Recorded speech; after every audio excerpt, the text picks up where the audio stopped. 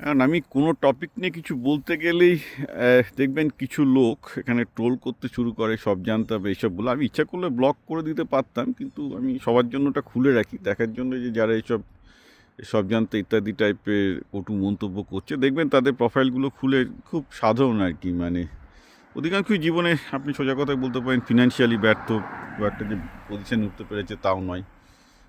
উঠলেও বাঙালি আর কতদূর যাবে, খুব বেশি হলে হয়তো একটা ছোটো সেলফ এমপ্লয়েড কিংবা ছোটো সরকারি চাকরি করছে, সবই চাকর বাকর শ্রেণীর আর কি। মানে সে সরকারি চাকরি করুক আর কর্পোরেটে করুক, আই ডোন্ট কেয়ার।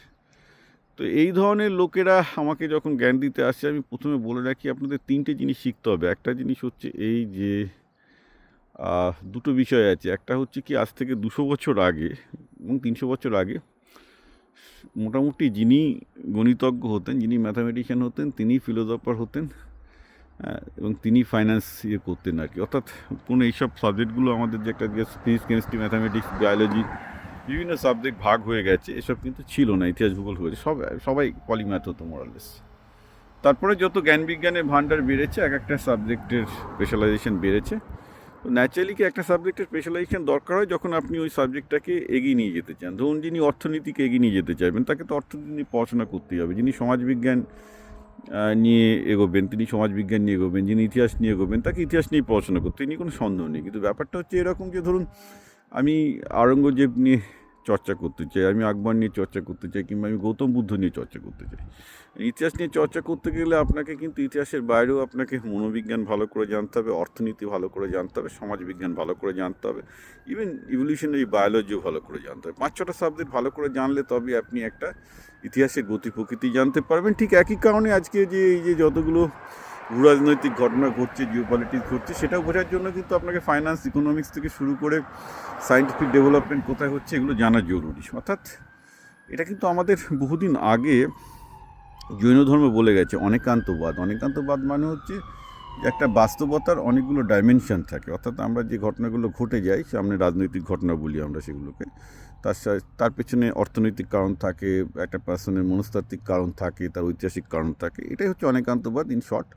যে একটা যে কোনো রিয়ালিটি বুঝতে গেলে আপনাকে অনেক ডাইমেনশন দিয়ে বুঝতে হয়, সেটা নিয়ম। হ্যাঁ, তো ব্যাপারটা হচ্ছে কি, একটা হচ্ছে বোঝা, একটা এগিয়ে নিয়ে যায়। দেখুন, যিনি অর্থনীতিবিদ, যিনি সমাজবিজ্ঞানে পড়াশোনা করছেন, তারা সেই সাবজেক্টটাকে এগিয়ে নিয়ে যাবেন। কিন্তু আমাকে যদি একটা ইতিহাসের কোনো জিনিস বুঝতে হয়, কোনো একটা সাবজেক্টে যদি জিও পলিটিক্স বুঝতে হয়, আমাকে কিন্তু অন্তত history, philosophy, political science, psychology, অনেকগুলো সাবজেক্ট বুঝতে হবে। তবেই আমি কিন্তু সেই সাবজেক্টটার ভেতরে গিয়ে দেখতে পাবো। আর আজকে এআইয়ের যুগে এমন একটা জায়গায় চলে এসেছে যেখানে কিন্তু মেন কথা হচ্ছে যে আমি আমার জ্ঞানটাকে কাজে লাগাতে পারছি কি না। অর্থাৎ ব্যাপারটা তাহলে এইরকম যে যে যে জ্ঞান নিয়ে তো বাড়িতে বসে থেকে তো কোনো লাভ নেই, দেখতে হবে যে সেটা আমাদের কাজে লাগছে কি না। ধরুন আমাদের দুজন অর্থনীতিবিদের কথা বলুন, আমাদের অশোক মিত্র এবং আমাদের আরেকজন যিনি ছিলেন আর কি, ভুলে গেলাম, যিনি এমআইটি থেকে পোস্ট করে আমাদের বামফ্রন্টের অর্থনীতি, অসীম মুখোপাধ্যায়।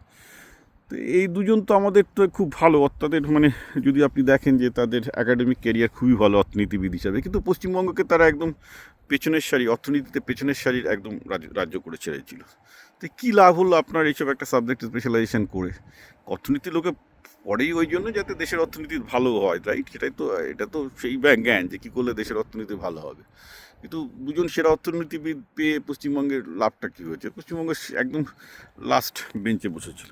সুতরাং কোনো একটা সাবজেক্টে কারোর যে জ্ঞান থাকলেই বা সেটা স্পেসিফিক জ্ঞান থাকলেই যে সে খুব ভালো কাজ করবে তা না। কারণ বুকিশ জ্ঞানের সাথে প্র্যাকটিক্যাল জিনিসের ডিফারেন্স আছে। তো প্র্যাকটিক্যাল যে কোনো জিনিস আপনি যদি ডাইভার্স নলেজ দিয়ে বোঝার চেষ্টা করেন, একটা সেম জিনিস আপনি যত বেশি জিনিস দিয়ে বোঝার চেষ্টা করতে পারবেন, আপনি দেখবেন সেই জিনিসটা কিন্তু আপনি অনেক বেশি বুঝবেন। হ্যাঁ, সেটা আপনার একটা বোঝার দক্ষতায় সাহায্য করবে। আর আজকে কিন্তু এআইয়ের যুগে লোকে সেটাই বলছে যে পলিম্যাথ হওয়াটা খুব জরুরি। কারণ আজকে ফিজিক্স, কেমিস্ট্রি যে কোনো দুরূহ প্রবলেম তো এআই অলরেডি করে দিচ্ছে। আমি তো করছি বসে বসে।